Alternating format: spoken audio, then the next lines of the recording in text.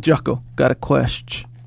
He actually wrote that. Yeah, he did. Yep. He's fully in the game. Got a question. How would you deal with a team member who tries to take all the responsibility but cannot do as good a job as others? I don't know if it's sincere helpfulness or desire of power or desire for power. Ooh. See, there's a little twist on that one. You Yeah. hear that little twist? That puts a lot on that question right there.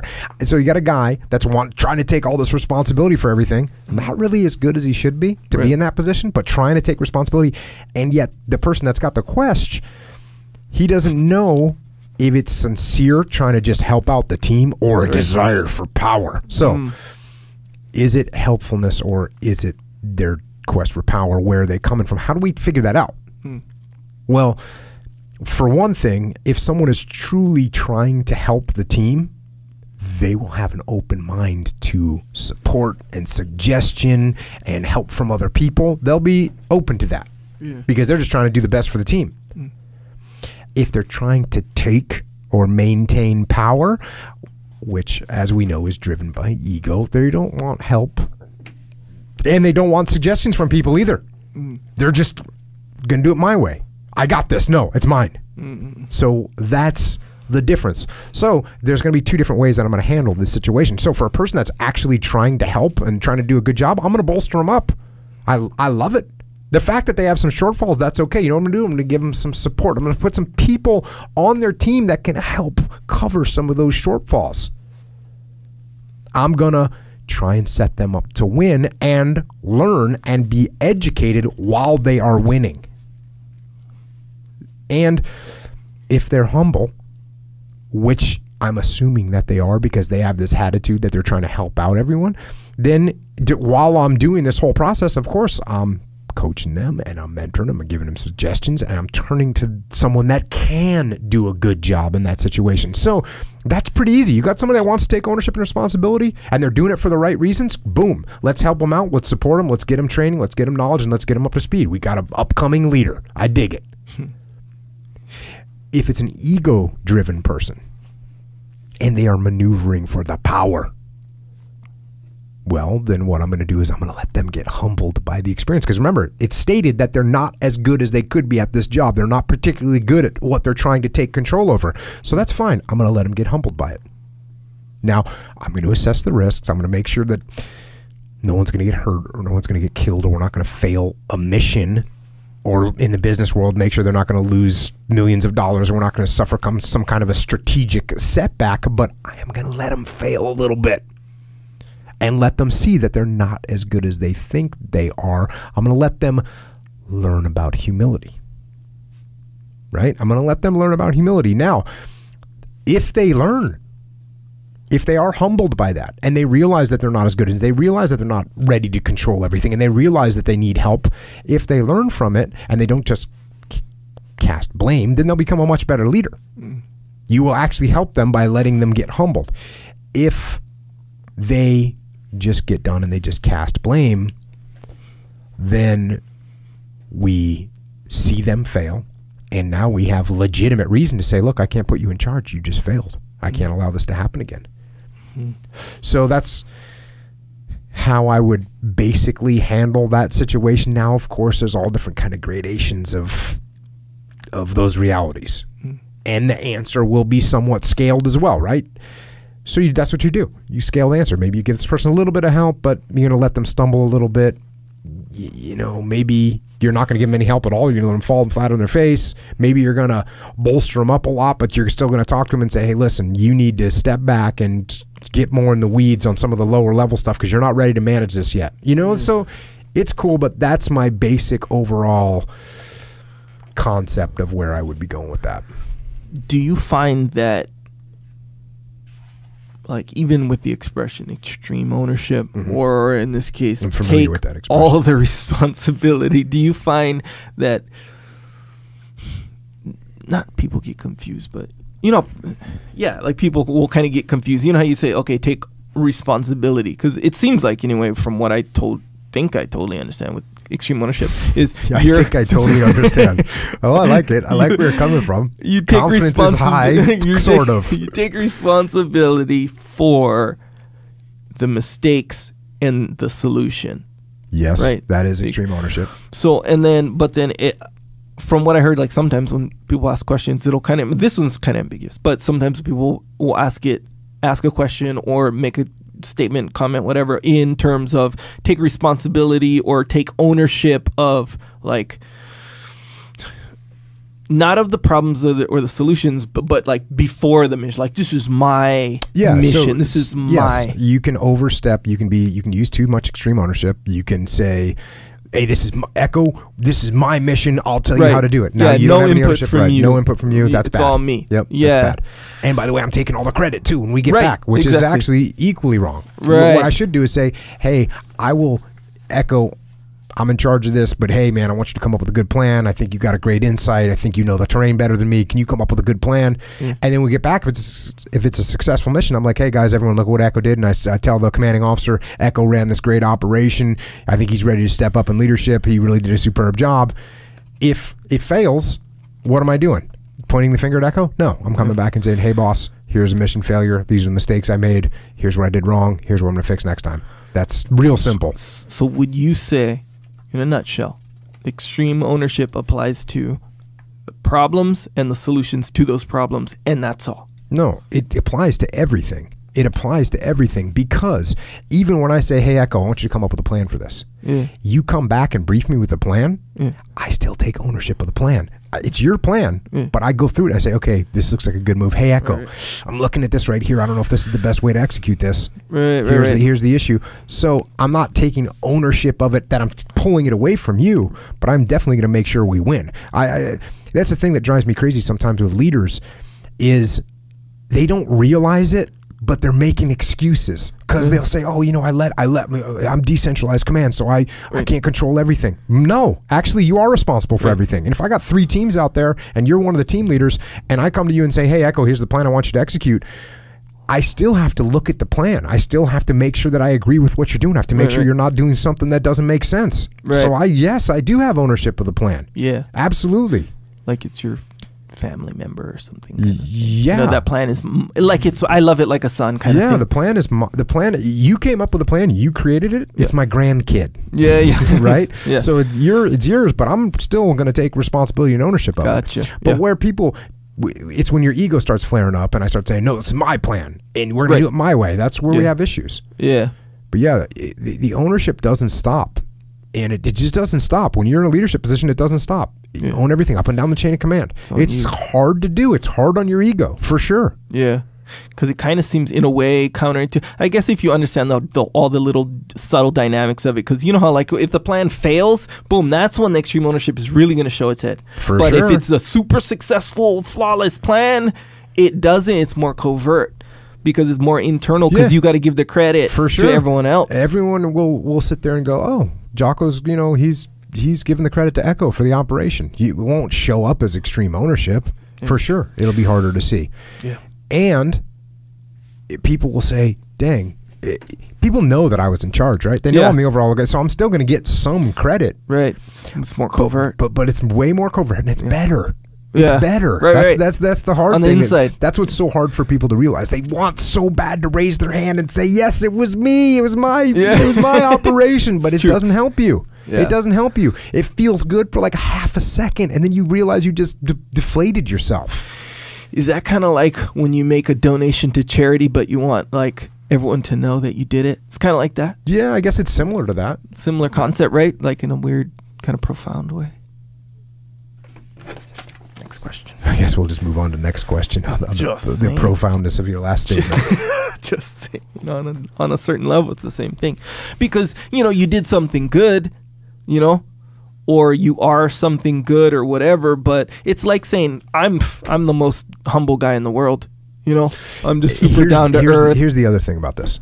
When I give you the credit for success, not only do I win covertly, Sure. In that you look at me and go, man, he gave me a couple corrections that were critical to this operation, and he's not even saying anything. So you have even more respect for me, which means you're going to work harder for me in the future. Yeah. You're going to do even more, and we're going to look even better. So I am going to ultimately win. Yeah. Because my team is going to be kicking so much ass all over the globe, and people are going to say, wow, these guys are just winning everywhere they go. Yeah. And so it's very, very positive. Whereas if I took that credit from you on that first operation and I took it from you, how hard are you working on that next one? Not as hard. Not as hard. Maybe you're a great guy. Yeah. Maybe you're a great guy, but maybe you're just a great guy, but you're still not going to go that extra little edge. You're not going to do it because you're not going to get credit, and you're not going to do it because you don't care that much about making me look good as you would if I was taking care of you. Yeah. There's nothing better than having guys that you're taking care of. They know you're taking care of them, and they're going to do anything for you. They're going to do anything. And you'll do anything for them. It's a mutual thing. It's real. Yeah. It's a real thing. Yeah. It's like the gift that keeps on giving, really. It is. It's a powerful tool. That's why the book's been so popular, and it's why the book has been so popular, because when you break it down and people see what it does, they realize how powerful it is. Yeah. And it's also, another reason that the book is so popular is because we put it in a very clear way. Yeah. And it's easier to understand. It doesn't make it easier to execute, but it makes it easier to understand for sure. Yeah. It's crazy too. And someone said, it might have been someone at the muster. I don't know. Could have very well been on Twitter. I don't know. But someone was saying how it's so interesting how they started to realize that it applies to their relationship with their husband or wife or something like that. And I always kind of look at all this stuff as primarily that, because especially now, who do I work with? You, so I'm like, I don't have to I don't go through these extreme ownership struggles, with you. So it's more, so to me, everything just applies to your relationship with your wife, my wife, whatever, you know? So, and it all translates, all of it. It does. Yeah. When you take ownership of stuff, when you take ownership of stuff, then you can control the outcome. Yeah, it's crazy. When you don't own it, you don't get anywhere. Yeah, and that you have a disagreement, argument, any ripples in the water where the instinct is to point fingers, Mm-hmm. But when even though the other person is really in the grand scheme of things, you're both to blame. I know that, but they do have their huge role in the issue, in the problem. Don't do that. Don't even pay attention to that. All you got to do is shine the light on your own things and say, don't be hard on yourself. That kind of I suck. It's not that. It's what did I do? This is what I can do. Exactly right. So what's interesting is, and you said it from the beginning, but it is interesting to just watch it play out. It's so fun. It's almost fun, but it's more just real interesting where when you do it and you just keep doing it, you always do it. That's the thing. Consistently do it. You just watch how the other person just changes. Yeah. And just becomes kind of the same thing. And before you know it, the ripples in the water are pretty much gone. Yeah. And you need someone in the team has got to start doing it. Yeah. That's one of the hardest things.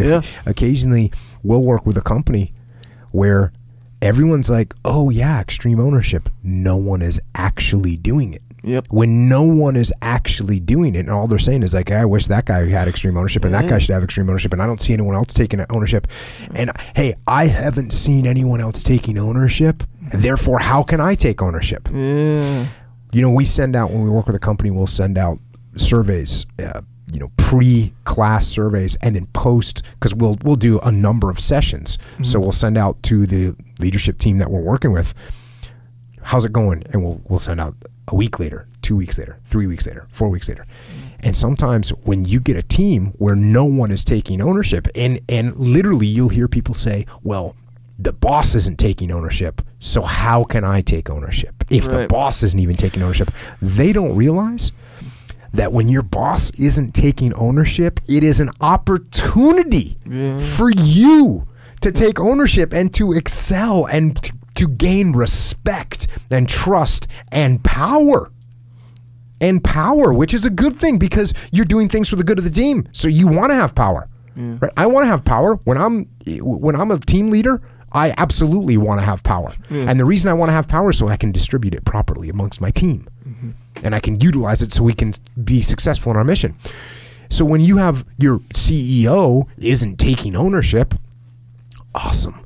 I'm going to take ownership. And when if the CEO is truly not taking ownership and I do, everyone else looks at me and I elevate my position. The CEO becomes irrelevant because all he's doing is sitting around pointing fingers. I'm taking ownership of things and solving them. I'm actually going to end up in a superior position. Now, I might not get promoted to CEO today or tomorrow or in 2 years, but when this information gets back to the board or to the directors or whoever, they realize that there's one person that's mutually respected by everybody, and that's you, because you took ownership. And when you take ownership, you solve problems. And when you solve problems, you win. But somebody has got to start it. Yeah. And it's hard. Sometimes in some situations you get the what's that word they use, like the caustic environment. Right, toxic. The toxic environment where everyone's just so defensive about everything. Yeah. And it's difficult. Those are the difficult situations to work with. And all it takes is the transition of one human, one person in that team to step up and say, you know what? This stuff that's going wrong is my fault. CEOs, don't worry about him. He's got enough problems. He's got to deal with the shareholders meeting. We need to protect him. Yeah. You know what? This is my fault that this happens, and here's what we're going to do to fix it. Yeah. Here's what I'm going to do. And that just changes the attitude. And of course, you're going to have 2 or 3 people in that defensive, toxic environment that are going to look at him and go, yeah, it's right. It is your fault. And you know what you say to that? Yeah. Yes, you're right. Okay. It is. Yeah. It is my fault. And here's what I'm going to do to fix it. Here's how I'm going to move forward. Here's what we're going to do to change. But it's hard to be that person to take that first step. And then you got to keep that going, you know. But again, man, after a little bit, you see the guy next to you. He's starting to do it. Then the guy next to you. It's in Extreme Ownership, the book, it's pointed out, but it's not super crystal clear, that when I was taking blame for the blue on blue that happened, everyone else was too. You know, those guys were saying, hey, it was my fault. I did this. It was my fault. I did this. Yeah. And that was because that wasn't the first time these guys had seen or heard ownership. You know, when we were going through training and something was screwed up, I'd be like, hey, this is my fault. This is what and so everyone had that really good attitude. Yeah. So, and that happens in a company. So what you're saying, it does. That's one of the best things about this idea, this principle of extreme ownership, is it spreads throughout the company. And will you get people on the team that will not take ownership of things? Yes, of course you will. You will get that person. And eventually they will either leave or you will fire them. One of the two things will happen, because when you have a person, when you got the whole team is going, no, it's my fault, and eventually everyone's, you that's not your responsibility, cool, I'll take that. Oh, Echo, you can't handle that, cool, or that's not your fault, okay, then I'll take it and fix it. Oh, Echo, you can't handle that either, or it's not your fault, okay, I'll take that and fix it. Eventually you don't have a job anymore. Yeah. So if you don't want to take ownership of things, including problems, I will take ownership of all of them, and I'll eventually take your job in your world, and it'll be mine. Gets phased out. I'll phase you right out, like you weren't even there. That's what's going to happen. So, yes, it's a powerful, powerful tool. Yeah. And the other thing is, you see politicians do it all the time. They don't take ownership when they make a mistake. And when they do, it's sort of this lip service of, hey, it was my fault. It was my fault that this happened, but... Right. But blah, blah, blah, blah, blah, Which blah, is blah. the anti. And all anyone hears is blah, blah, blah, blah, blah, blah. Like as soon as you say but, and then you make a bunch of excuses, that's all anybody hears. Yeah. And it's so weak. Yeah. It's so weak to do that. And it sounds, like you said, when you get used to hearing it, when you get used to hearing people take ownership of things, when somebody doesn't, it sounds like Satan is screaming out of their mouth and just horrible. It sounds awful. Yeah. It's like a cacophony of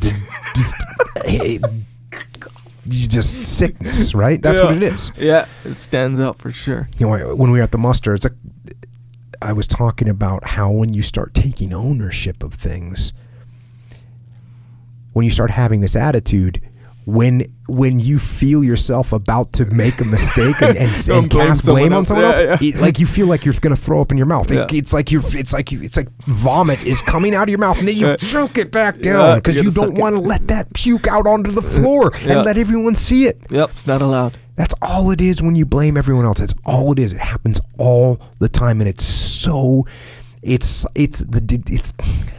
the other thing I talk about with stepping back and how you step back off the line and how much visibility you have as soon as you step back off the firing line, as soon as you just elevate yourself 6 inches above what's happening.